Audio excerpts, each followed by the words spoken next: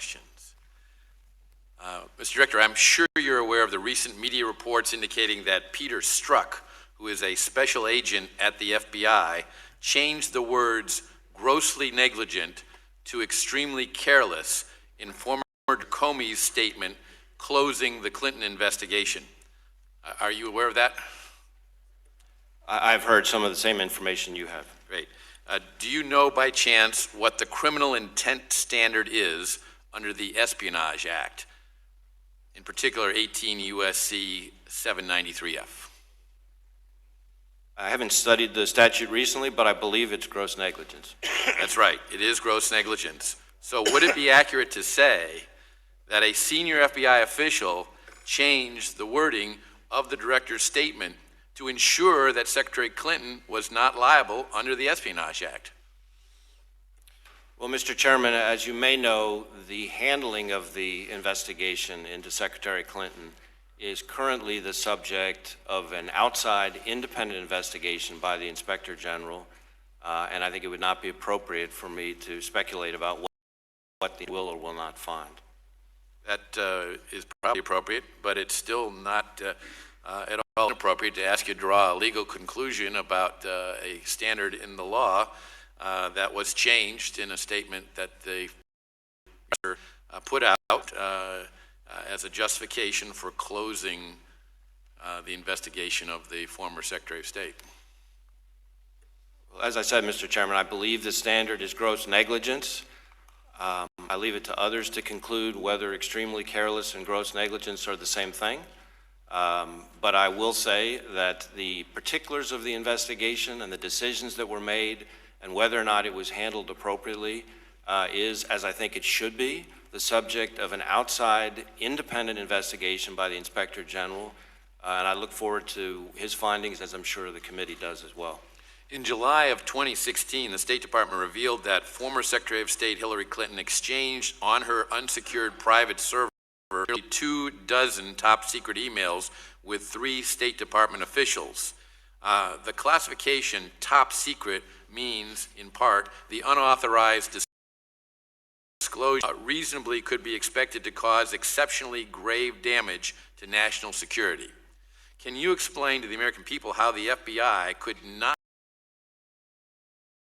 individuals like those named in 2016, Jacob Sullivan, Cheryl Mills, William Burns, that threatened grave damage to the national security? Well, as I said, Mr. Chairman, the handling of the investigation and whether or not, in particular, whether decisions made in that investigation were the product of any improper considerations is precisely what the outside independent Inspector General is investigating. And when we get his findings, I will look and see what appropriate action we can take at the FBI in response to that. Can anyone on this committee set up a private server now and conduct classified business on it, since not a single person has been prosecuted or held accountable for the Clinton email investigation? No. Mr. Wray, what are you doing to ensure that the top ranks of the Federal Bureau of Investigation are cleared of individuals who are tainted by bias or those who have exhibited indiscretion by failing to demonstrate the integrity Americans expect from their top law enforcement officials? The first thing I'm doing is respecting the outside independent investigations that are underway. My preference is to be one of these people who is not a act first and ask questions later kind of guy, but an ask questions first and then act kind of guy. And so I think these matters are being looked at as they should be by the FBI. And when findings come to me, I will take appropriate action if necessary. In the meantime, I am emphasizing in every audience I can inside the Bureau that our decisions need to be made based on nothing and the law and our rules and our processes and our core values, and not based on any political considerations by any side of the aisle. Thank you. Does the FBI obtain a warrant before accessing and reading Americans' email? It depends on the situation, but yes. So can you explain why you obtain a criminal search warrant before reading an email of someone under investigation for a crime?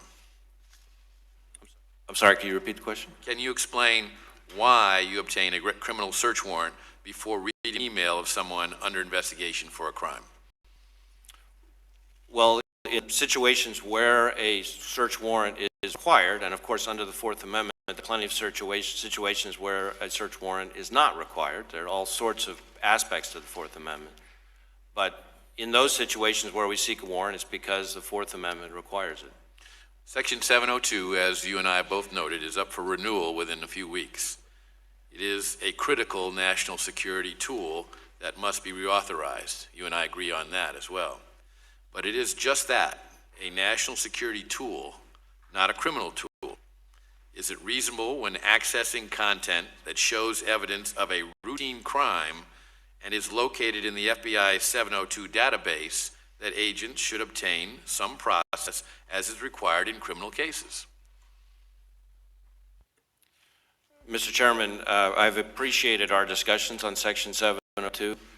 My own view is that Section 702, as currently drafted, which is the view shared by the courts that have looked at the question, is fully constitutional and lawful. And I would say to you that our handling of querying of the information in the 702 database is querying of information that is already lawfully and constitutionally in the FBI's possession and is most useful at the earliest stages when information is coming in fragments and the Bureau is trying to make assessments of what do we have, is this a real threat, where is this going?